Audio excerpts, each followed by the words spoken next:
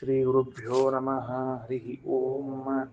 नारायणं निखिलपूर्णगुणैकदेहं सर्वज्ञमच्युतमपेतसमस्तदोषं प्राणस्य सर्वचिदचित्परमेश्वरस्य साक्षादधीश्वरमियां शरणं रमेशम्। ಅಥ ತೃತೀಯಾರಣ್ಯಕ್ಕೆ ದ್ವಿತೀಯೋಧ್ಯಾಯ ಅಂತ ಪ್ರಾರಂಭವಾಗ್ತಾ ಇದೆ. ಈಗ ಮೂರನೇ ಆರಣ್ಯಕದ ಎರಡನೇ ಅಧ್ಯಾಯ, ಈ ಉಪನಿಷತ್ತಿನ ಕೊನೆ ಅಧ್ಯಾಯ. ಇದೊಂದು ಅಧ್ಯಾಯ ಪ್ರಾಯ ಒಂದು 20 ಪುಟ ಇರಬೇಕು. ಒಂದು 20 ಪುಟದ ಅಧ್ಯಾಯ ಮುಗಿದ್ರೆ ಈ ಐತರೇಯ ಉಪನಿಷತ್ ಮುಕ್ತಾಯ ಆಗ್ತದೆ. ಇಲ್ಲೇನಾಯಿತು, ಬೆಳಿಗ್ಗೆ ಒಂದು ವಿಚಾರ ತಗೊಂಡ್ವಿ. ಏನ್ ಬೆಳಿಗ್ಗೆ ಹೇಳಿದ್ವಿ ವಿಚಾರ ಅಂತಂದ್ರೆ, ಪ್ರಾಣೋ ವಂಶ ಇತಿ ಸ್ಥವಿರ ಶಾಕಲ್ಯ ಅಂತ ಒಂದಾಯ್ತು. ಸ್ಥವಿರ ಶಾಕಲ್ಯ ಅಂತಂದ್ರೆ ವೃದ್ಧರಾದ ಶಾಕಲ್ಯ ಋಷಿಗಳು ಅಂತ ಹೆಸರದಕ್ಕೆ. ಆ ವೃದ್ಧರಾದ ಶಾಕಲ್ಯರು ಒಂದು ದೃಷ್ಟಾಂತ ಕೊಟ್ಟು ಪ್ರಾಣದೇವರ ಹಾಗೂ ಪರಮಾತ್ಮನ ಮಹಿಮೆಯನ್ನು ಹೇಳಿದ್ದಾರೆ. ತದ್ಯಥಾ ಶಾಲಾವಂಶೆ, ಶಾಲಾವಂಶ ಅಂದ್ರೆ ಶಾಲಾ ಅಂದ್ರೆ ಮನಿ, ಅದು ಒಂದು ಗುಡಿಸಲು. ಅದರಲ್ಲಿ ಸರ್ವೇ ಅನ್ನೇ, ಆ ಶಾಲಾ ವಂಶ ಅಂದ್ರೆ ಅದು ಬಿದಿರು. ಆ ಶಾಲಾ ವಂಶ ಅಂದ್ರೆ ದೊಡ್ಡದಾದ ಅಡ್ಡಾದ ಬಿದಿರೋದು. ಸರ್ವೇ ಅನ್ನೇ ವಂಶಾಹ ಸಮಾಹಿತಾಹ, ಉಳಿದ ಸಣ್ಣ ಸಣ್ಣ ಬಿದಿರುಗಳೆಲ್ಲವೂ ಸೇರಿಕೊಂಡಿರ್ತವೋ ಹಾಗೆ ಅಂತ ಅರ್ಥ ಅದಕ್ಕೆ. ಸರಿ ಆಯ್ತಾ? ಶಾಲಾ ವಂಶ ಅಂದ್ರೆ ಶಾಲಾ ಮಧ್ಯಗತೋ ವಂಶೇ ಮಧ್ಯಗತೇ ವಂಶೇ ಅಂತ ಆ ರೂಮಿನ ಕೋಣೆಯ ಮಧ್ಯದಲ್ಲಿರುವಂತಹ ಬಿದಿರು ತೊಲಿ, ಅದಕ್ಕೆ ಶಾಲಾ ವಂಶ ಅಂತ ಕರೀತಾರೆ. ಅನ್ನೇ ವಂಶಾಹ ಸಮಾಹಿತಾಹ, ಉಳಿದ ಬಿದಿರುಗಳೆಲ್ಲವೂ ಅದರಲ್ಲಿ ಸೇರಿಕೊಂಡಿವೆ. ಇನ್ನ ಅಸ್ಮಿನ್ ಪ್ರಾಣಿ ಏವಂ, ಇದೇ ರೀತಿಯಾಗಿ ಅಸ್ಮಿನ್ ಪ್ರಾಣೆ, ಈ ಪ್ರಾಣದೇವರಲ್ಲಿ ಚಕ್ಷುಹು ಶ್ರೋತ್ರಂ ಮನೋವಾಕ್ ಇಂದ್ರಿಯಾಣಿ ಶರೀರಂ ಸರ್ವೇ ಆತ್ಮ ಸಮಾಹಿತಃ. ಅದೇ ರೀತಿಯಾಗಿ ಮುಖ್ಯ ಪ್ರಾಣದೇವರಲ್ಲಿ ಕಣ್ಣು, ಕಿವಿ, ಮನಸ್ಸು, ಮಾತು, ಇಂದ್ರಿಯಗಳು, ಇವೇ ಮೊದಲಾದ ಇಂದ್ರಿಯಗಳು, ಶರೀರ, ಆತ್ಮ ಎಲ್ಲವೂ ಕೂಡ ಸಮಾಹಿತವಾಗಿವೆ. ಹೇಗೆ ಆ ಮನೆಯ ಮಧ್ಯದಲ್ಲಿರುವಂತಹ ತೊಲಿಯೊಳಗ ಎಲ್ಲ ಸಣ್ಣ ಸಣ್ಣ ತೊಲಿಗಳು ಸೇರ್ಕೊಂಡಿರ್ತಾವೋ, ಆಧಾರ ಪಟ್ಟಿರ್ತಾವೋ, ಅದೇ ರೀತಿಯಾಗಿ ದೇಹದಲ್ಲಿ ಪ್ರಾಣದೇವರ ಆಧಾರದಲ್ಲಿ ಎಲ್ಲರೂ ಸೇರ್ಕೊಂಡಿದ್ದಾರೆ. ಇಲ್ಲೇ ಇದ್ರ ನಡೀತಿರ್ಲಿಲ್ಲ. ಗೊತ್ತಾಯ್ತಾ? ಅದಕ್ಕೆ ಸಮಾಹಿತ ಇಷ್ಟು ತನಕ ಬೆಳಗ್ಗೆ ಹೇಳಿದ್ದೆ, ದೃಷ್ಟಾಂತ ಸಹಿತವಾಗಿ ಕಥೆಯನ್ನು ಹೇಳಿದ್ದೆ ನಾನು. ಇದರ ಮುಂದೆ ತಸ್ಯ ಆತ್ಮನಃ ಪ್ರಾಣಃ ಊಷ್ಮರೂಪಂ ಅಸ್ಥೀನಿ ಸ್ಪರ್ಶರೂಪಂ ಮಜ್ಜಾನ ಸ್ವರರೂಪಂ ಮಾಂಸಂ ಲೋಹಿತಂ ಇತ್ಯೇತದ್ ಅನ್ಯತ್ ಚತುರ್ಥಂ ಅಂತಸ್ಥ ರೂಪಂ. ಇದೊಂದು ವಿಷಯ ಪ್ರಾರಂಭ ಆಯ್ತು. ಈಗ ಏನಾಯ್ತು? ತಸ್ಯ ಏತಸ್ಯ ಆತ್ಮನಃ, ಈಗೇನು ಇವುಗಳೆಲ್ಲದಕ್ಕೂ ಆಧಾರವನ್ನು ನೀಡುವಂತಹ ಪ್ರಾಣ ಇದ್ದಾನೋ, ಅವನಿಗೂ ಪ್ರಾಣ ಅಂತ ಕರೆಸಿಕೊಂಡಿರುವಂತಹ ಪರಮಾತ್ಮನಿದ್ದಾನೆ. ಒಳಗಡೆಗೆ ಪರಮಾತ್ಮನಿದ್ದಾನೆ. ಆ ಪರಮಾತ್ಮನ ಏನಾಗಿದ್ದಾನೆ ಅಂತಂದ್ರೆ, ಪ್ರಾಣ ಊಷ್ಮ ರೂಪಂ, ಊಷ್ಮ ಅಕ್ಷರಗಳಲ್ಲಿ ಇದ್ದಾನ. ಹೀಗೇನಾಯ್ತು? ದೇಹದಲ್ಲಿ ಎಲ್ಲ ಇಂದ್ರಿಯಗಳು ಮತ್ತು ದೇಹ ಇಂದ್ರಿಯಗಳಿಂದ ಕೂಡಲ್ಪಟ್ಟ ಈ ಶರೀರ, ಅದು ಸಂಘಾತ ಅಂತಂದ್ರೆ ಏನಪ್ಪಾ ಅಂತಂದ್ರೆ ಚರ್ಮ, ಮಾಂಸ, ರಕ್ತ ಎಲ್ಲ ಕೂಡಿಕೊಂಡದ್ದು. ಒಟ್ಟಾರೆ ದೇಹದಲ್ಲಿ ಇಂದ್ರಿಯದ ಜೊತೆಗಿರುವ ಪದಾರ್ಥಗಳೇನಿವೆಯೋ ಅವೆಲ್ಲವೂ ಆಶ್ರಯಿಸಿಕೊಂಡದ್ದು ಮುಖ್ಯ ಪ್ರಾಣದೇವರನ್ನ. ಆ ಮುಖ್ಯ ಪ್ರಾಣನಲ್ಲೂ ಪ್ರಾಣ ಎಂಬ ಹೆಸರಿನ ಪರಮಾತ್ಮನಿದ್ದಾನೆ.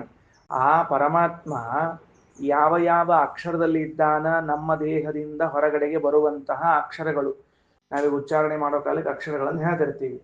ಆ ಯಾವ ಯಾವ ಅಕ್ಷರಗಳಲ್ಲಿ ಭಗವಂತನಿದ್ದಾನೆ ಅಂದ್ರೆ, ಇದು ಹೆಂಗದ ಅಂದ್ರೆ, ವಿಷ್ಣು ಅನ್ನುವಂತಹ ನಾಮ ನಮ್ಮ ದೇಹದ ಯಾವ ಯಾವ ಅಕ್ಷರಗಳ ಉಚ್ಚಾರಣೆಯಲ್ಲಿ ಸೇರಿಕೊಂಡದ ಅಂತ ಹೇಳಿ ಹೊರಟಾರಿಗವರು. ಸರಿ ಆಯ್ತಾ? ಪ್ರಾಣ ಊಷ್ಮರೂಪಂ ಅಂದ್ರು. ಪ್ರಾಣ ಅನ್ನೋ ಶಬ್ದಕ್ಕೆ ಪ್ರಾಣನಲ್ಲಿ ಇರುವ ಪರಮಾತ್ಮನು ಅಂತ ಅರ್ಥ. ಮುಖ್ಯ ಪ್ರಾಣದಲ್ಲಿದ್ದ ಪರಮಾತ್ಮನು ಊಷ್ಮರೂಪಂ. ಊಷ್ಮರೂಪ ಅಂದ್ರೆ ಏನು?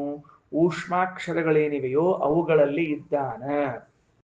ಮೊದಲು ಸರಳವಾಗಿ ತಿಳ್ಕೋಣಂತ. ಊಷ್ಮಾಕ್ಷರಗಳು ಅಂದ್ರೆ ಏನು? ಹಿಂದಕ್ಕೊಂದ್ಸಲ ಬರ್ಸಿದ್ದೆ, ಮರ್ತ್ ಹೋಗ್ಯದ, ಅದರಿಂದ ಮತ್ತೊಂದ್ಸಲ ಹೇಳಿಗತ್ತೇನೆ. ಏನಂತ? ಶಲ ಊಷ್ಮಾಣ ಅಂತ ಕರೀತಾರೆ. ಶ ಶ ಸ ಹ ಇವುಗಳಿಗೆ ಊಷ್ಮಾಕ್ಷರಗಳು ಅಂತ ಹೆಸರು. ಏನು? ಶ ಶ ಸ ಹ ಇವುಗಳಿಗೆ ಊಷ್ಮಾಕ್ಷರ ಅಂತ ಹೆಸರು. ಅಲ್ಲಿದ್ದಾನ ಆ ಅಕ್ಷರಗಳೆಲ್ಲವ, ಅಲ್ಲಿದ್ದಾನ ಪರಮಾತ್ಮ ಅಂತ. ಅಸ್ಥೀನಿ ಸ್ಪರ್ಶ ರೂಪಂ.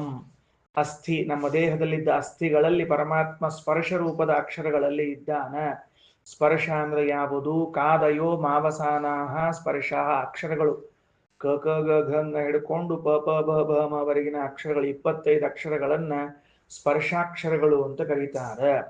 ಅವುಗಳಲ್ಲಿ ಇದ್ದಾನ. ಇನ್ನ ಮಜ್ಜಾನ ಸ್ವರರೂಪಂ. ಮಜ್ಜ ಅಂತದ, ಯಾವ ಮಜ್ಜ ಮುಂದೆ ತಿರುಗಿ ವೀರ್ಯವಾಗ್ತದೋ ಆ ಮಜ್ಜ. ಆ ಮಜ್ಜಾದಲ್ಲಿ ಪರಮಾತ್ಮ ಸ್ವರರೂಪದಲ್ಲಿದ್ದಾನ. ಅ ಟು ಅಂ ಅಹ ಅಲ್ಲಿ ತನಕ ಇದ್ದಾನ. ಮಾಂಸಂ ಲೋಹಿತಂ ಇತ್ತೇತದ್ ಅನ್ಯತ್ ಚತುರ್ಥಂ.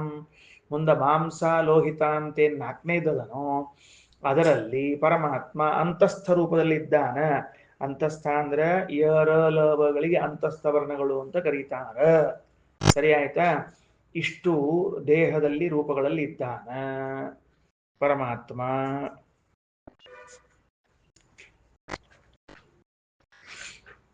ಊಷ್ಮ ಇಸ್ ಈಕ್ವಲ್ ಟು ವಿಸರ್ಗ ಅಕ್ಷರ ಅವು ಸ್ವರದವಾಗಿ ಸೇರಿಸ್ಬಿಡ್ತೀವಿ, ಸ್ವರದಲ್ಲೇ ಸೇರಿಸ್ಬಿಡ್ತೀವಿ. ಸ್ವರದ ಈ ಸದ್ಯಕ್ಕೆ ಅಮ್ಮಹ ಅನ್ನೋ ತನಕನೇ ಹೇಳ್ಬಿಟ್ಟಿ ಒಟ್ಟಿಗೆ, ಅದ್ರೊಳಗೆ ಬಂದಾವ ಅಂತ ಇಟ್ಕೊಂಡು ಹೇಳಿ ಅಷ್ಟೆ. ಶ ಶ ಊಷ್ಮ ಅಂತ ಬರ್ಕೊಂಡು, ಊಷ್ಮಾಕ್ಷರ ಅಂತ ಬರ್ಕೊಂಡು, ಶ ಶ ಸಗಳು, ಶ ಶ ಸ ಹ 4 ಅಕ್ಷರಗಳು ಊಷ್ಮಾಕ್ಷರಗಳು. ಊಷ್ಮಾಕ್ಷರಗಳು. ಆಮೇಲೆ ಸ್ಪರ್ಶಾಕ್ಷರಗಳು ಅಂತ ಬರ್ಕೊಂಡು ಕ ಟು ಮ ಅಂತ ಬರ್ಕೊಂಡ್ಬಿಡ್ರಿ, ಅಂದ್ರೆ ಗೊತ್ತಾಗ್ತದೆ. ಸ್ಪರ್ಶಾಕ್ಷರಗಳು ಕ ಟು ಮ.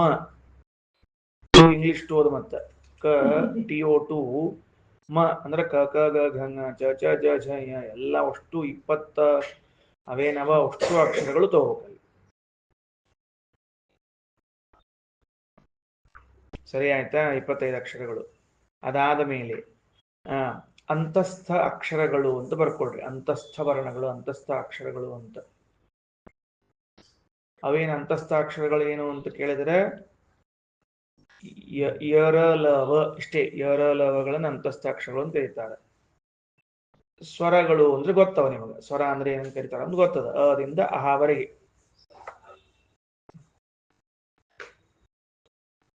ಅದಿಂದ ಅಹಾವರೆಗೆ ಹೇಳ್ಬಿಟ್ರೆ ಅವೇನಾಗ್ತಾವ?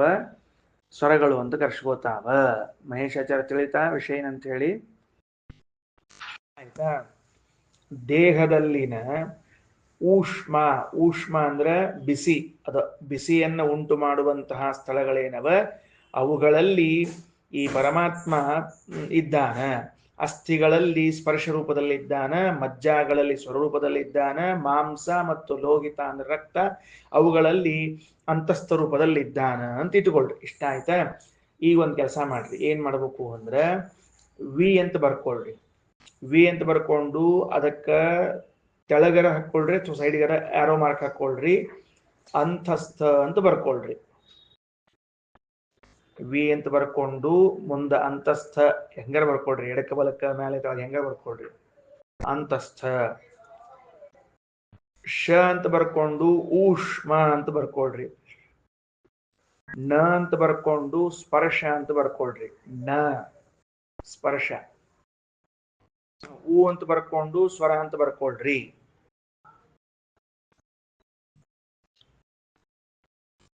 ಹಾಗಾದರೆ ಅಂತಸ್ಥ ವರ್ಣಗಳು, ಊಷ್ಮ ವರ್ಣಗಳು, ಸ್ಪರ್ಶ ವರ್ಣಗಳು, ಸ್ವರವರ್ಣಗಳು ಅಂತ 4 ವರ್ಣವ.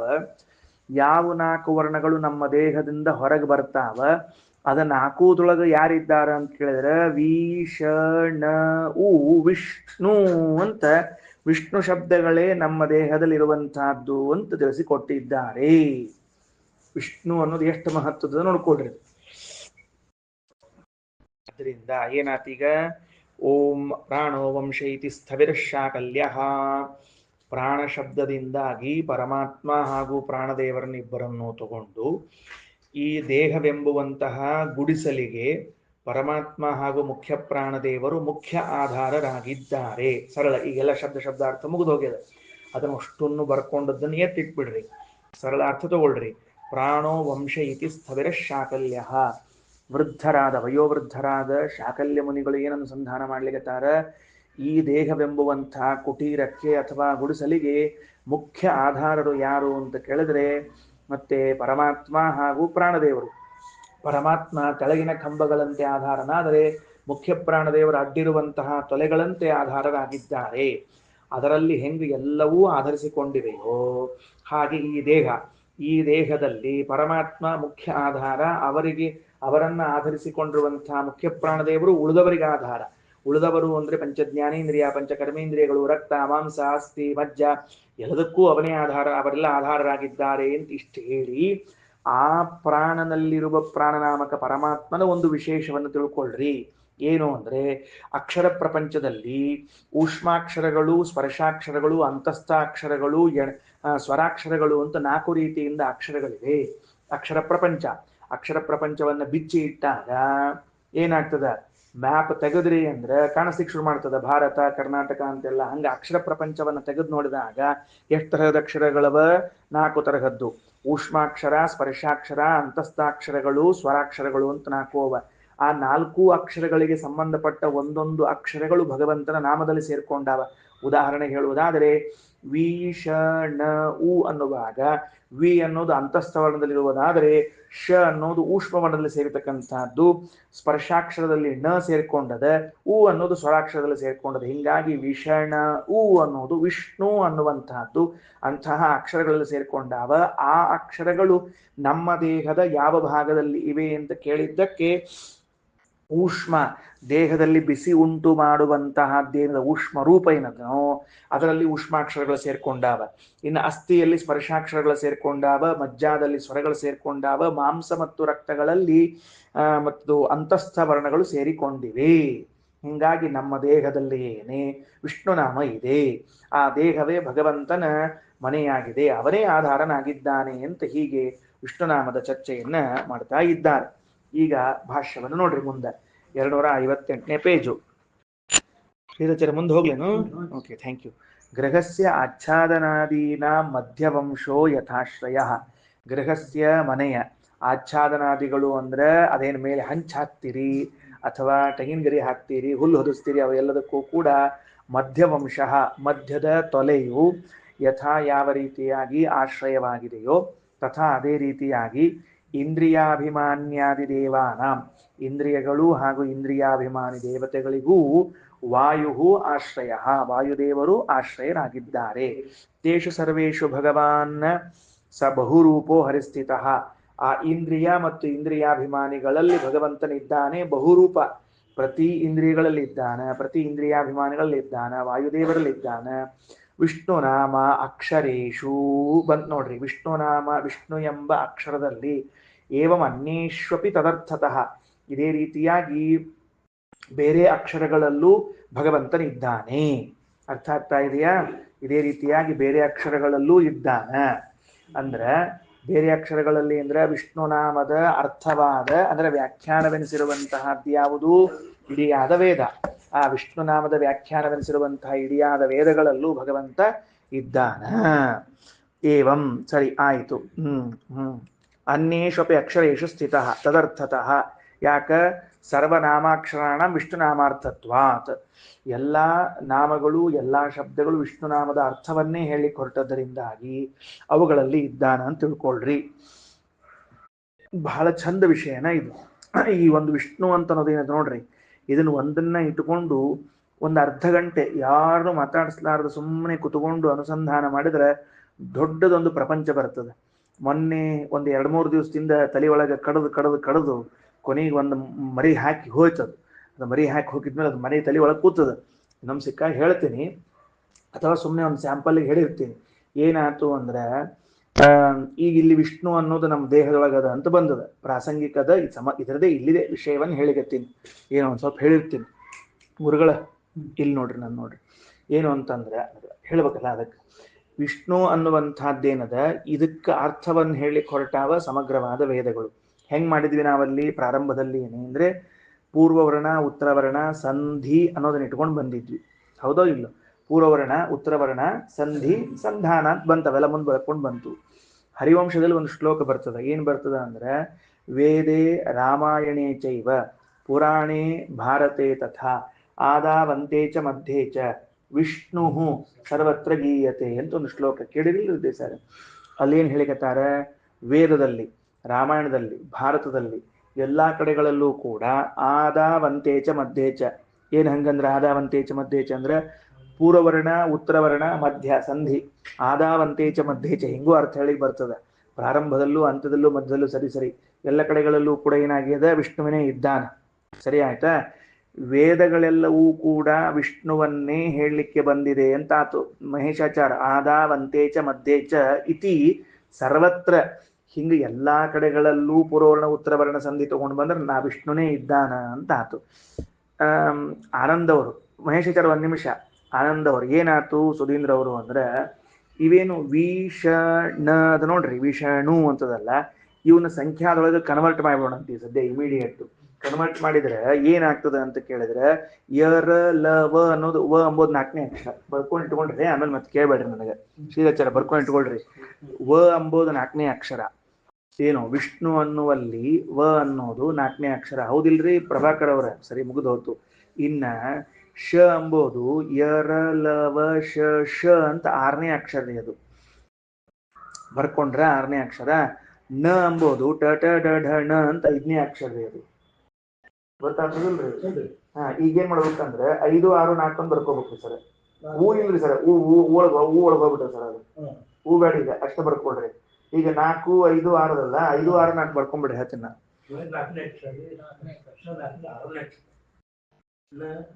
5ನೇ ಅಕ್ಷರ 5 ಟ ಟ ಡ ಢ ಣ. ಸರಿ ಆಯ್ತಿಲ್ಲೋ? 4 6 5 ಹೇಳಿದ್ದೀನಿ, ಮತ್ತೆ ನಾ ಎಲ್ಲಿ ಬೇರೆ ಹೇಳಿದೆ?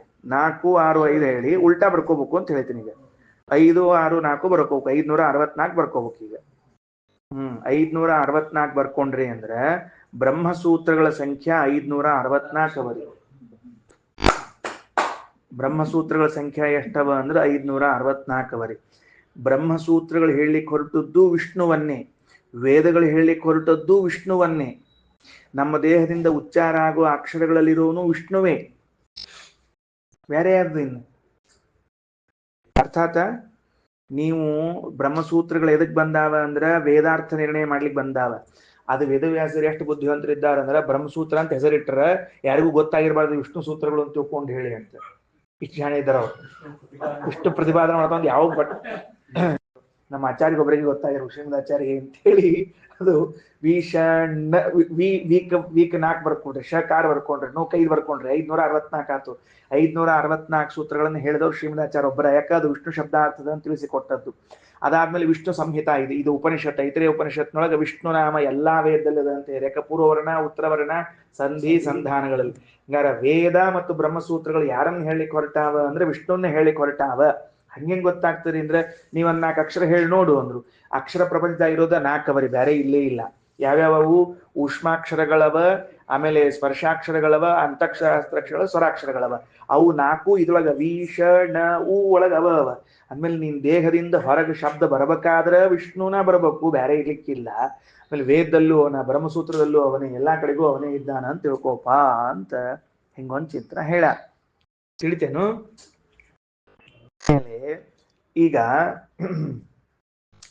ವಾಸುದೇವ ರೂಪಿ ಪರಮಾತ್ಮ ಏನ್ ಮಾಡಿದ ಅಂತಂದ್ರೆ ಅವ ತನ್ನ ಹೆಂಡತಿ ಮಾಯಾದೇವಿಯನ್ನ 3 ರೂಪ ಮಾಡಿಸಿದ್ನಂತ. ಸತ್ವಮಾಯ, ರಜೋಮಾಯ, ತಮೋಮಾಯ ಅಂತ 3 ಮಾಡಿಸಿ ಅದರೊಳಗ ಸತ್ವಮಾಯೆಯಲ್ಲಿ ತಾನೇ ತನಗೆ ಮಗನಾಗಿ ವಿಷ್ಣು ಎಂಬ ರೂಪದಿಂದ ಬಂದಾನ. ರಜೋಮಾಯದೊಳಗ ಬ್ರಹ್ಮ ಎಂಬ ಹೆಸರಿಂದ ಬಂದಾನ. ತಮೋಮಾಯದೊಳಗ ಶಿವ ಅನ್ನೋ ಹೆಸರಿನಿಂದ ಬಂದಾನವ. ಗೊತ್ತಾತ? ಬ್ರಹ್ಮಣಿ ಬ್ರಹ್ಮರೂಪೋಸೌ ಶಿವರೂಪೇ ಶಿವೇ ಸ್ಥಿತ ಅಂತ ತಿಳ್ಕೊಂಡು ವಾಸುದೇವನ ಮತ್ತು ಮಾಯಾದೇವಿಯ ಮಗನಾದ ವಿಷ್ಣು ಅವೇನ್ ಮಾಡ್ಯಾನ ಅಂತಂದ್ರೆ ಈ 24 ತತ್ವಗಳನ್ನು ತಿಂದು ಬ್ರಹ್ಮಾಂಡವನ್ನು ನಿರ್ಮಾಣ ಮಾಡಿದ ಅವನೇ ವಿಷ್ಣು, ಸೃಷ್ಟಿಕರ್ತ ಅವನೇ. ಆ ಬ್ರಹ್ಮಾಂಡದೊಳಗ ದೇವತೆಗಳನ್ನು ಕರ್ಕೊಂಡು ಬಂದವನು ಅವನೇ. ಕರ್ಕೊಂಡು ಬಂದು ಇಲ್ಲಿ ಮಲ್ಕೊಂಡಾಗ ಆ ವಿಷ್ಣುವಿನ ನಾಭಿಕಮಲ್ನಿಂದ ಹುಟ್ಟಿ ಬಂದವರು ಬ್ರಹ್ಮದೇವರು. ಅಲ್ಲಿಂದ ಬ್ರಹ್ಮದೇವರಿಂದ ಮತ್ತೆಲ್ಲ ಸೃಷ್ಟಿ ಆಯಿತು. ಸೊ ಸೃಷ್ಟಿಕರ್ತ ಯಾರು? ಈ ಬ್ರಹ್ಮಾಂಡದ ಜಗತ್ತಿನ ಸೃಷ್ಟಿಕರ್ತ ಯಾರು ಅಂದ್ರೆ ವಿಷ್ಣು. ವಾಸುದೇವ್ ಸೃಷ್ಟಿ ಮಾಡಿಲ್ರಿ, ನೆನಪಿಟ್ಟುಕೊಳ್ರಿ. ವಾಸುದೇವನ ಸೃಷ್ಟಿ ಯಾವ್ದು ಇಲ್ಲ, ಸಂಕರ್ಷಣ ಸೃಷ್ಟಿ ಇಲ್ಲ, ಅನಿರುದ್ಧ ಪ್ರದ್ಯುಮ್ನ ಸೃಷ್ಟಿ ಬೇರೆ ರೀತಿಯ ಬ್ರಹ್ಮಾಂಡ ಸೃಷ್ಟಿ ಇಲ್ಲ. ಹಂಗಾರೆ ಈ ಬ್ರಹ್ಮಾಂಡದ ಸೃಷ್ಟಿಗೆ ಸಂಬಂಧಪಟ್ಟ ರೂಪ ಅಂದ್ರೆ ವಿಷ್ಣು ರೂಪ. ಅದಕ್ಕ ವೇದ ಆ ಬ್ರಹ್ಮಾಂಡ ಸೃಷ್ಟಿಗೆ ಸಂಬಂಧಪಟ್ಟ ರೂಪವನ್ನು ಹೇಳಿಗತ್ತದ, ಉಳಿದದ್ದು ಹೇಳಂಗಿಲ್ಲ ಅಂತಲ್ಲ, ಇದನ್ನ ಪ್ರಧಾನವಾಗಿ ಹೇಳಿಗತ್ತದ. ಬ್ರಹ್ಮ ಸೂತ್ರಗಳು ಆ ವೇದಾರ್ಥ ನಿರ್ಣಯ ಮಾಡ್ಲಿಕ್ಕೆ ಬಂದು ವಿಷ್ಣುವನ್ನೇ ಹೇಳಿಕ್ ಹೊರಟದ. ಹಿಂಗಾಗಿ ಇಷ್ಟೆಲ್ಲ ಕೂಡ್ಕೊಂಡದ್ದು ಒಂದೇ ಶ್ಲೋಕದಾಗ. ಯಾವುದು? ವೇದೇ ರಾಮಾಯಣೆ ಚೈವ ಪುರಾಣೆ ಭಾರತೆ ತಥಾ ಆದಾವಂತೆ ಚ ಮಧ್ಯೆ ಚ ವಿಷ್ಣು ಸರ್ವತ್ರ ಗೀಯತೆ. ಒಂದು ವಿಷ್ಣು ಶಬ್ದ ಇಟ್ಕೊಂಡು ಕೂತ್ಕೊಂಡ್ರೆ ಏನ್ರ ತಿಳಿತಿರ್ತಾವ. ತಿಳಿದ್ರೆ ಹೋಲ್ ಬಿಡ್ರಿ, ಏನ್ ಮಾಡ್ಬೇಕಿನ್ನ ನೋಡಿ. ಏ ವಿಷ್ಣು ನಾಮ ಅಕ್ಷರೇಶು ಏವಂ ಅನ್ಯೇಷ್ವಪಿ ತದರ್ಥತಃ. ಅಕ್ಷರಗಳಲ್ಲಿ ವಿಷ್ಣು ನಾಮದ ಅನ್ಯೇಷ್ವಪಿ ಅಕ್ಷರೇಶು ಬೇರೆ ಅಕ್ಷರಗಳು ಅಂದ್ರೆ ವಿಷ್ಣುವಿನ ಅರ್ಥವನ್ನು ಹೇಳಿಕ್ ಬಂದ ವೇದಾಕ್ಷರಗಳಲ್ಲೂ ತದರ್ಥತಃ ವಿಷ್ಣು ನಾಮಾರ್ಥವನ್ನು ಹೇಳಿಕ್ ಬಂದರಿಂದ ಬಂದಾವ. ಪ್ರಾಣನಾಮಾಪಿ ಭಗವಾನ್ ಪ್ರಾಣಸ್ಥಃ. ಪ್ರಾಣ ಅಂತ ಹೆಸರದ ಭಗವಂತನಿಗೆ ಪ್ರಾಣನಲ್ಲಿ ಇದ್ದಾನೆ. ಊಷ್ಮಶು ಸ್ಥಿತ ಊಷ್ಮನಾಮ. ಊಷ್ಮ ಅಕ್ಷರಗಳಲ್ಲಿದ್ದಾನ, ಊಷ್ಮ ಅಂತ ಕರ್ಸ್ಕೋತಾನ. ಅದ್ಯಾಕ್ರಿ ಊಷ್ಮ ಅಂದ್ರ? ಅದಕ್ಕಂತಾರ ಊಷ್ಮನಾಮ ಸಮರ್ಥತ್ವಾತ್ ಸಯೇವ ಭಗವಾನ್ ಹರಿಹಿ. ಭಗವಂತನಿಗೆ ಊಷ್ಮ ಅಂತ ಕರೀತಾರ. ಯಾಕ? ಸರ್ವಶಕ್ತನಾದದ್ದರಿಂದ. ಸಮರ್ಥತ್ವಾತ್ ಗೊತ್ತಾಯ್ತಾ? ಬಹಳ ಚಂದ. ಸಮರ್ಥನಾದ್ರಿಂದ ದೇವರಿಗೆ ಊಷ್ಮ ಅಂತ ಕರೀತಾರ ಅಂತ. ಇನ್ನೊಬ್ರು ವ್ಯಾಖ್ಯಾನಕಾರ ಬರೀತಾರ, ಯಾರೂ ಅವನನ್ನ ಸಹನ ಮಾಡ್ಕೊಳ್ಳಿಕ್ ಸಾಧ್ಯ ಇಲ್ಲ. ಅವನ ಎದುರು ಹಾಕೊಂಡು ಹೋರಾಟ ಮಾಡ್ಲಿಕ್ಕೆ ಸಾಧ್ಯ ಇಲ್ಲ. ಅದರಿಂದ ಅವ ಊಷ್ಮ ಅಂತ ಕರ್ಸ್ಕೋತಾರ ಅಂತ ಬರೆದಿದ್ದಾರೆ. ಭಾರಿ ಚಂದ. ಆಮೇಲೆ ಮುಂದ ಇನ್ನ ಪೂರ್ಣತ್ವಾದಾತ್ಮನಾಮ. ಸೌ ಆತ್ಮ ಅಂತ ಹೆಸರದ ಪರಮಾತ್ಮನಿಗೆ. ಯಾಕ? ಪೂರ್ಣನಾದದ್ದರಿಂದ. ಇನ್ನ ಪ್ರತಿಮಾತ್ವಾದ ಮುಷ್ಯತು.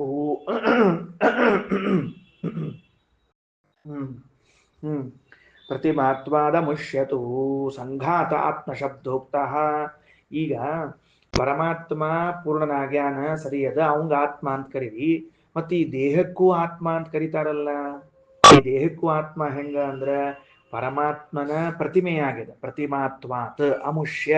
ಅಮುಷ್ಯ ಈ ಪರಮಾತ್ಮನ ಪ್ರತಿಮೆಯಾದದ್ದರಿಂದ ಸಂಘಾತ ಆ ಎಲ್ಲದರ ಗುಂಪು, ಇಂದ್ರಿಯ ರಕ್ತ ಮಾಂಸ ಇದರ ಗುಂಪುವಾಗಿರುವಂತಹ ದೇಹಕ್ಕೂ ಆತ್ಮ ಶಬ್ದದಿಂದ ಕರೀಲಿಕ್ಕೆ ಬರ್ತದ. ಅರ್ಥ ಆಯ್ತಾ? ಆತ್ಮ ಶಬ್ದವನ್ನ ಭಗವಂತನಲ್ಲೂ ಬಳಸ್ತೀವಿ, ಆತ್ಮ ಶಬ್ದವನ್ನ ದೇಹದಲ್ಲೂ ಬಳಸ್ತೀವಿ. ಪರಮಾತ್ಮನಲ್ಲಿ ಯಾಕೆ ಬಳಸ್ತೀವಿ ಅಂದ್ರೆ ಪೂರ್ಣನಾದದ್ದರಿಂದ ಬಳಸ್ತೀವಿ. ದೇಹದಲ್ಲಿ ಯಾಕೆ ಬಳಸ್ತೀವಿ ಅಂತ ಕೇಳಿದ್ರೆ ಭಗವಂತನ ಪ್ರತಿಮಾ ಆದದ್ದಕ್ಕೆ ಬಳಸ್ತೀವಿ. ಪ್ರತಿಮಾದಾಗಿದ್ದವಂಗು ಪ್ರತಿಮಾಕ್ಕೂ ಪ್ರತಿಮಾದೊಳಗಿದ್ದವನ ಹೆಸರಲ್ಲೇ ಕರಿತೀವಿ. ನರಸಿಂಹದೇವ್ರ ಗುಡಿಗೆ ಹೋಗಿ ಹೇ ನರಸಿಂಹ ಅಂತ ಪ್ರತಿಮಾ ಕರೆಯೋದು. ಆ ಪ್ರತಿಮಾ ನರಸಿಂಹ ಅದು ಕಲ್ಲದು. ಒಳಗಿದ್ದವನ ಹೆಸರ ಹೊರಗೆ ಪ್ರತಿಮಾ ಕರೆಯೋದು.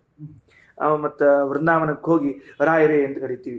ಒಳಗೆ ರಾಯರು ಕೂತಾರ, ಇದು ವೃಂದಾವನ ಕಲ್ಲದು. ಅದರ ಕಲ್ಲಿಗೆ ನಾವು ಆ ಹೆಸರಲ್ಲೇ ಕರೆಯೋದು. ವ್ಯವಹಾರ ಉಂಟದ ಪದ್ಧತಿ ಅದ. ಹಂಗ ಹಣಮಪ್ಪನ ಗುಡಿಗೆ ಹೋಗುದು. ಹಣಮಪ್ಪಗೆ ಬೆಣ್ಣಿ ಅಲಂಕಾರ, ಕಲ್ಲಿಗೆ ಹಚ್ಚಿರ್ತೀವಿ ಬೆಣ್ಣಿ ಹೊಟ್ಟು. ಹಣಮಪ್ಪಗೆ ಎಲ್ಲಿಲ್ಲ ಅಂದ್ರೆ ಪ್ರತಿಮಾಕ್ಕೂ ಒಳಗಿದ್ದ ಹೆಸರ ಅದ. ಸರಿ ಆತಿಲ್ಲ? ಅರ್ಥ ಆತಿಲ್ಲ? ಪ್ರತಿಮಾನ ದೇವರನ್ನು ತಿಳ್ಕೊಬಾರ್ದ? ಮತ್ತ ಹಂಗ ಪ್ರತಿಮಾನ ದೇವರನ್ನು ತಿಳ್ಕೊಂಡು ಪ್ರತಿಮಾ ಮುರಿದೋದ ದೇವ್ರು ಮುರಿದೋದ ಅಂತ ಆಗ್ಬಿಡ್ತಾನೆ ಆಮೇಲೆ. ಅದಕ್ಕೆ ತಿಳ್ಕೊಬಾರ್ದ ಅಂತ ಹೇಳಿ ಕನ್ಫ್ಯೂಸ್ ಮಾಡ್ಕೊಂಡು ಭಾಷಣ ಇರ್ತಾರೆ ನಮ್ಮಲ್ಲಿ. ಪ್ರತಿಮಾನ ದೇವ್ರಿ ಹಂಗಂತೀರಿ ಅಂದ್ರೆ ನಾಳೆ ಪ್ರತಿಮಾ ಮರಿತು ಅಂದ್ರೆ ದೇವ್ರು ಮರಿತು ಅಂತ ಅರ್ಥ. ಪ್ರತಿಮಾದ ಕೈ ಮರಿತು ಅಂದ್ರೆ ದೇವ್ರ ಕೈ ಮರೋ ಹೊಂಟಾಗ್ತದೆ. ಹಂಗ ಅನಬಾರ್ದಾದ್ರಿಂದ ಶಾಣ್ಯರು ಬಹಳ ಬಂದಿರ್ತಾರೆ. ಅದಕ್ಕೆ ಪ್ರತಿಮಾ ಅಲ್ಲ, ಪ್ರತಿಮಾ ಅಂತರ್ಗತನಾಗಿ ಸಚ್ಚಿದಾನಂದ ಮೂರ್ತಿ ಪರಮಾತ್ಮ ಅಂತ ತಿಳ್ಕೋಬೇಕು. ಇನ್ನ ಅಸ್ಥಿರಶ್ಚಾಸ್ತಿ ನಾಮಕಃ. ಅಸ್ಥಿ ಸ್ಥಿತೋ ಹರಿಹಿ. ಪರಮಾತ್ಮ ಅಸ್ಥಿರಶ್ಚ. ಅಸ್ಥಿರಶ್ಚ ಅನ್ನೋ ಶಬ್ದಕ್ಕೆ ಅಧಿಕಂ ಸ್ಥಿರ ಅಸ್ಥಿರ ಅಂತ ಅರ್ಥ. ಅಸ್ಥಿ ಒಳಗೆ ದೇವರಿದ್ದಾನೆ. ಎಲುಬು ಬಹಳ ದಿವಸ ಉಳಿತಾವ್ರಿ. ಯಾಕೆ? ಅಧಿಕ ಸ್ಥಿರವಾಗಿರ್ತಾನಲ್ಲ ಅವ ಪರಮಾತ್ಮ. ಈ ಚರ್ಮ ಮಾಂಸಗಳಿಗಿಂತಲೂ ಹೆಚ್ಚಿನ ಅಂಶದಿಂದ ಇರ್ತಾನಾದ್ರಿಂದ ಅಸ್ಥಿಗಳು ಬಹಳ ದಿವಸ ಉಳಿತಾವ. ಗೊತ್ತಾತಿಲ್ಲ ಯಾಕಂತ ಹೇಳಿದ್ದು? ಅದಕ್ಕ ಹ್ಯಸ್ಥಿರಶ್ಚಾಸ್ತಿ ನಾಮಕಃ ಅಸ್ಥಿ ಸ್ಥಿತೋ ಹರಿಹಿ. ಇನ್ನ ಸ್ಪರ್ಶ ಸಂಸ್ಥಿತ ಸ್ಪರ್ಶನಾಮಕಃ. ಭಗವಂತ ಸ್ಪರ್ಶದಲ್ಲಿದ್ದಾನ, ಸ್ಪರ್ಶನಾಮಕ. ಕಾರಣ ಸ್ಪರ್ಶ ಹೇತುತ್ವತಃ ಸ್ಪರ್ಶನಾಮ. ನಮ್ಮೆಲ್ಲರ ಸ್ಪರ್ಶನ ಹೇತು ಕಾರಣ. ಮುಟ್ಟಿದಾಗ ಒಂದು ವಸ್ತು ಗೊತ್ತಾಗ್ತದೆ, ಓಹೋ ಇಲ್ಲೊಂದು ವಸ್ತು ಅದ ಅಂತ ಅನಿಸ್ತದೆ. ಹಂಗ ಅನಿಸ್ಲಿಕ್ಕೆ ಕಾರಣ ಪರಮಾತ್ಮ. ಇಲ್ಲೇ ಇದ್ರೆ ನಮ್ಗೇನು ಗೊತ್ತಾಗ್ತಿಲ್ಲ. ಏನ್ ಅನ್ಸವಲ್ತ್ರಿ? ಮುಗದ ತಮ್ಮ, ಏನ್ ಅನ್ಸವಲ್ತು? ಮುಗದದ, ಡೇಟ್ ಬಾರ ಆಗ್ಯದ. ಮುಟ್ಟಿದಾಗ ಸ್ಪರ್ಶ ಜ್ಞಾನ ಆಗ್ಲಿಲ್ಲ ಅಂದ್ರೆ ದೇವ್ರ ಆಟ ಅಲ್ಲಿ ಕಾರ್ಯಕ್ರಮ ಮುಗಿಸ್ಯಾನ, ಅವನ ಆಟ ಮುಗಿಸ್ಯಾನ ಅಂತ ಅರ್ಥ ಅದಕ್ಕೆ. ಬರ್ರಿ ಏನಂತಾರ ನೋಡ್ರಿ ಮುಂದ. ಮಜ್ಜಾ ಮಜ್ಜಾ ಸ್ತುತೋ ಸರಿ ಏನಂತಾರ ಮಜ್ಜಾ ಸುಸ್ಥೋಸ ಮಜ್ಜಾಖ್ಯೋ ಮದಂ ಜನಯತೀತಿಹ ಮಜ್ಜಾಸು ಸ್ಥಃ. ಮಜ್ಜಾಸು ಸ್ಥಃ ಅಂದ್ರ ಮಜ್ಜಾದಲ್ಲಿದ್ದಾನ. ಮಜ್ಜಾ ಅನ್ನುವಂಥದ್ದು ಒಂದು ಶಬ್ದ. ಆ ಮಜ್ಜಾದಲ್ಲಿದ್ದಾನ ಅದು ಸಪ್ತಧಾತುಗಳಲ್ಲಿ ಮಜ್ಜಾ ಅಂತ ಒಂದದ. ಆ ಮಜ್ಜಾದಲ್ಲಿದ್ದ ಪರಮಾತ್ಮನಿಗೆ ಮಜ್ಜಾ ಅಂತ ಕರೀತಾರೆ. ಅವನ ಹೆಸರಿಗೆ ಏನರ್ಥ ದೇವರಿಗೆ ಅಂದ್ರೆ ಮದಂ ಜನಯತಿ ಇತಿ ಮಜ್ಜಾ. ಏನ್ ಕರಿಬೇಕು? ಮದಂ ಜನಯತಿ ಇತಿ ಮಜ್ಜಾ. ತಿಳಿತಿಲ್ಲ? ಮಜ್ಜಾ ಅಂತ ಯಾಕೆ ಹೆಸರು ಬಂತು? ಮದವನ್ನು, ಸಂತೋಷವನ್ನು, ಮದ ಅಂದ್ರೆ ಸಂತೋಷ ಅಂತ ಅರ್ಥ, ಆನಂದವನ್ನು ಉಂಟು ಮಾಡ್ತಾನೆ. ಅದರಿಂದ ದೇವರಿಗೆ ಮಜ್ಜಾ ಅಂತ ಹೆಸರು. ಬಹಳ ಚಂದದ. ಈ ಮದಂ ಜನಯತಿ ಇತಿ ಮಜ್ಜಾ ಅಂದ್ರೆ ಮದಂ ಜನಯತಿ ಇತಿ ಮಜ್ಜಾ ಅಂತ ಆದ್ರೆ ಅನ್ನಂ ಜನಯತಿ ಇತಿ ಅಜ್ಜ. ನಮಗ ಅನ್ನಕ್ಕೆ ಹಾಕ್ತಾನವ. ಮತ್ತಿನ್ ಮಜ್ಜಿಗೆ ಅಂದ್ರೆ ಹಂಗ ಮಜ್ಜಿಗೆ ಕುಡ್ದಾಗ ಆನಂದ ಆಗ್ತದೆ ಕೆಲವರಿಗೆ, ಅದಕ್ಕೆ ಮದಂ ಜನಯತಿ ಇತಿ ಮಜ್ಜಿಕ ಅಷ್ಟೇ. ಮತ್ತಿನ್ ಕನ್ನಡ ಶಬ್ದ ಹೇಳ್ಬೇಕು. ಅದು ಮದ ಸಂತೋಷ ಬಹಳ ಆಗ್ತದ್ರೆ ಮದ ಬರ್ತದೆ, ಅದು ಇಷ್ಟ ಬೇರೆ ಏನಿಲ್ಲ. ಅದಕ್ಕೆ ಉನ್ಮತ್ತ ಆಗ್ತಾನೆ, ಮದ ಮದ ಇರುತ್ತೆ, ನಮೂನೆ ಆಗ್ತಾನ ಅಷ್ಟ. ಅದು ಹೇಳಿ ಬರುದಿಲ್ಲ, ಆಗಾಗ ಗೊತ್ತಾಗ್ತದೆ ಅಷ್ಟೇ, ಅಷ್ಟೇನಿಲ್ಲ. ಮದಂ ಉನ್ಮತ್ತಗಿರಿ ಬೀರ್ತಿ ಅಂದ್ರೆ ಮುಗಿತಂತ ಮದ ಅಂತ ಕರೆದಿದ್ದಾರೆ. ಅದನ್ನ ಇರ್ಲಿ. ಅದಕ್ಕೆ ದೇವರಿಗೆ ಮಜ್ಜಾ ಅನ್ನೋ ಹೆಸರು ಹೆಂಗ್ ಬಂತು ಅಂದ್ರೆ ಮದಂ ಜನಯತಿ ಇತಿ ಮಜ್ಜಾ ಅಂತ ಕರಿಬೇಕು. ಸೈವ ಸ್ವರ ಸಂಸ್ಥಶ್ಚ, ಅವನೇ ಸ್ವರಾಕ್ಷರಗಳಲ್ಲಿ ಇದ್ದಾನೆ. ಸ್ವರಾಖ್ಯ, ಸ್ವರ ಅಂತ ಹೆಸರು ದೇವರಿಗೆ. ಯಾಕೆ? ಸ್ವರತೆ ಪ್ರಭು, ಸ್ವರಥ, ತನ್ನಲ್ಲಿ ರಥನಾಗಿದ್ದಾನೆ. ಅವಂಗೆ ಇನ್ನೊಬ್ರು ಸಂತೋಷ ಪಡಿಸ್ಲಿಕ್ಕೆ, ಮತ್ತೊಬ್ರು ಸಮಾಧಾನ ಮಾಡ್ಲಿಕ್ಕೆ, ಮತ್ತೊಬ್ರು ಇದಕ್ಕೆ ಬೇಕಾಗಿಲ್ಲ ಅವಂಗೆ. ಆಯ್ತಾ? ಪ್ರಮಾಣಂ ಸಾರಯೇತ್ ಯಸ್ಮಾತ್ ಮಾಂಸಾಖ್ಯೋ ಮಾಂಸ ಸಂಸ್ಥಿತ.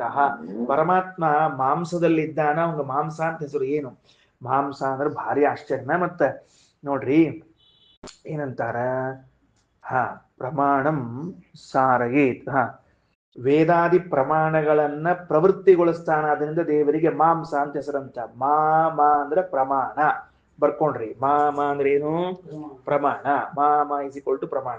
ಆ ಪ್ರಮಾಣವನ್ನು ಸಾರಯೇತ್, ಪ್ರವರ್ತಯೇತ್, ವೇದಾದಿ ಪ್ರಮಾಣಗಳನ್ನ ನಮ್ಮ ಕಡೆಯಿಂದ ಉಚ್ಚಾರಣೆ ಮಾಡಿಸಿ ಅವುಗಳ ಪ್ರವೃತ್ತಿ ಮಾಡಿಸ್ತಾನ. ಅದರಿಂದ ದೇವರಿಗೆ ಮಾಂಸ ಅಂತ ಕರೀತಾರೆ. ಲೋಹಿತಾಖ್ಯೋ ರಕ್ತವರ್ಣೋ ಲೋಹಿತಸ್ಥೋ ಜನಾರ್ದನ. ಕೆಂಪು ಬಣ್ಣದವ ಇದ್ದಾನ, ಅದಕ್ಕೆ ರಕ್ತದಾಗಿದ್ದಾನ, ಲೋಹಿತ ಅಂತ ಕರ್ಸ್ಕೋತಾನ. ಸರಿ, ಇಷ್ಟು ಮುಗಿದು ಹೋತು. ಇಷ್ಟೆಲ್ಲಾ ಶಬ್ದ ಸಮನ್ವಯಗಳನ್ನ, ಅಕ್ಷರ ಸಮನ್ವಯಗಳನ್ನ ಎಲ್ಲವನ್ನ ಮಾಡಿ ವಿಷ್ಣುನಾಮ ನಮ್ಮಲ್ಲಿದೆ ಅಂತ ಹೇಳಿಕೊಟ್ಟಿದ್ದಾರೆ. ಮುಂದೆ ಮತ್ತೊಂದು ಘಟ್ಟ. ಈಗ ಇತಿಸ್ಮ ಇತಿಹಸ್ಮ ಆಹ ಹಸೋ ಮಾಂಡೂಕೇಯ. ಮತ್ತ ಆ ಗಿಡ್ಡಿದ್ದ ಮಾಂಡೂಕೇಯ ಋಷಿಗಳು ಬಂದ್ರಿ. ಈಗ ಅವ್ರು ಕುಳ್ಳು ಮಾಂಡೂಕೇಯರು ಅಂತ ಅವ್ರ ಹೆಸರು. ಬಹಳ ಗಿಡ್ಡಿದ್ರು ಕಾಣಿಸ್ತದ. ಅಗಸ್ತ್ಯರೂ ಗಿಡ್ಡಿದ್ರು, ಇವರು ಗಿಡ್ಡಿದ್ರು. ಅದಕ್ಕೆ ಮಾಂಡೂಕೇಯರು ಬಂದ್ರು. ಅವರಂದ್ರು, ಇಲ್ಲ, ನಮ್ದೊಂದು ಬೇರೆ ಅನುಸಂಧಾನದ ಅಲ್ಲ. ಏನ್ ಬೇರೆ ಅನುಸಂಧಾನ? ನೀವು ಇಷ್ಟೆಲ್ಲ ಮತ್ತ ಅದೇನಂತ ಅದಕ್ಕೆ ಸ್ವರ, ಅದೇನದು ಊಷ್ಮ, ಸ್ಪರ್ಶ, ಮತ್ತ ಅಲ್ಲ ಸಾರಿ ಪ್ರಾಣ, ಅಸ್ಥಿ, ಮಜ್ಜ, ಮಾಂಸ, ಲೋಹಿತ ಅಂತ ಇಷ್ಟೆಲ್ಲ ಮಾಡಬೇಡ್ರಿ. ಅಂದ್ರೆ ಅದನ್ನೊಂದು ಉಪಾಸನ ನೀವು ಮಾಡ್ಕೋತೀರಿ ಮಾಡ್ರಿ. ನಮ್ದೊಂದು ಸಂಕ್ಷೇಪ ಉಪಾಸನೆ ಅದ ಅಂತ ತಮ್ಮದ ಒಂದು ಉಪಾಸನೆ ತಗೊಂಡ್ ಬಂದ್ರು. ಅವರಿಗೆ ಏನ್ ಮಾಡಿದ್ರು? ತಮ್ಮದೊಂದು ಸಂಕ್ಷೇಪ ಉಪಾಸನ. ಇದು ನೀವು ದೀರ್ಘ ಮಾಡಿದ್ರೆ ನಾವು ಸಣ್ಣದು ಹೇಳ್ತೀವಿ ಅಂತ ತಿಳ್ಕೊಂಡು. ತ್ರಯಂತು ಏವ ನಹ ಏತತ್ ಪ್ರೋಕ್ತಂ. ನಮಗ ಮೂರ ಉಪಾಸನ, ನಾವು ಜಾಸ್ತಿ ಹೇಳಂಗಿಲ್ಲ. ತ್ರಯಂತು ಏನು? ಏತತ, ಈ ದೇಹಕ್ಕೆ ಸಂಬಂಧಪಟ್ಟಂತೆ ಮೂರೇ ಉಪಾಸ. ಯಾವುದು ತ್ರಯಂತು ಏತತ ಅಂತಂದ್ರ ಅದಕ್ಕೆ ಹೇಳ್ತಾರ ನೋಡ್ರಿ, ಅಸ್ಥಿ, ಮಜ್ಜ, ಪರ್ವ ಅಂತ ಅರ್ಥ. ಮೂರು ಬರ್ಕೊಳ್ರಿ. ತ್ರಯಂತು ಏವನ ಏತತ್ ಪ್ರೋಕ್ತಂ ತಸ್ಯ ಏತಸ್ಯ ತ್ರಯಸ್ಯ ಅಸ್ನಾಂ ಮಜ್ಜಾಂ ಪರ್ವಣಾಮಿತಿ ತ್ರೀಣೀತಃ ಷಷ್ಠೀಶತಾನಿ ತ್ರೀಣೀತಃ ತಾನಿ ಸಪ್ತವಿಂಶತಿ ಶತಾನಿ ಭವಂತಿ. ಮೂರು ಬರ್ಕೊಂಡ್ಬಿಡ್ರಿ. ಹೇಳ್ತೀನಿ ಮೂರು ಯಾವ್ದು ಬರ್ಕೋಬೇಕು ಅಂತಂದ್ರೆ ಅಸ್ಥಿ, ಮಜ್ಜ ಮತ್ತು ಪರ್ವಗಳು. ಅಸ್ಥಿ, ಮಜ್ಜ ಮತ್ತು ಪರ್ವಗಳು.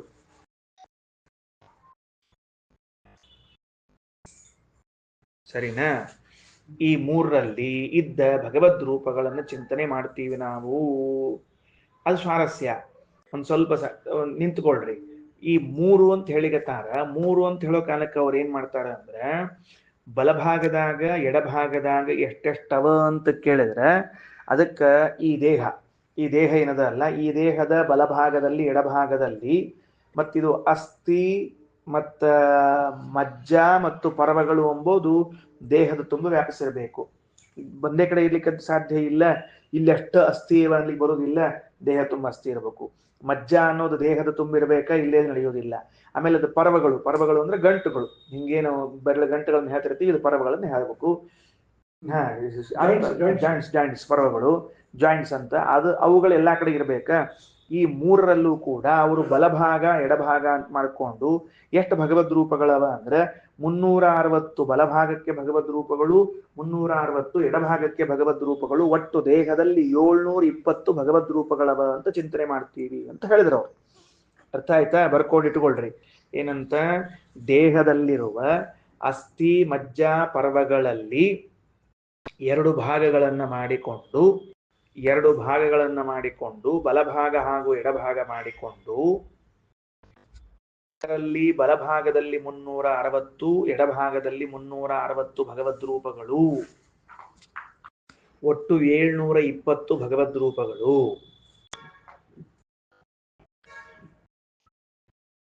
ಆಗ್ತಾವ.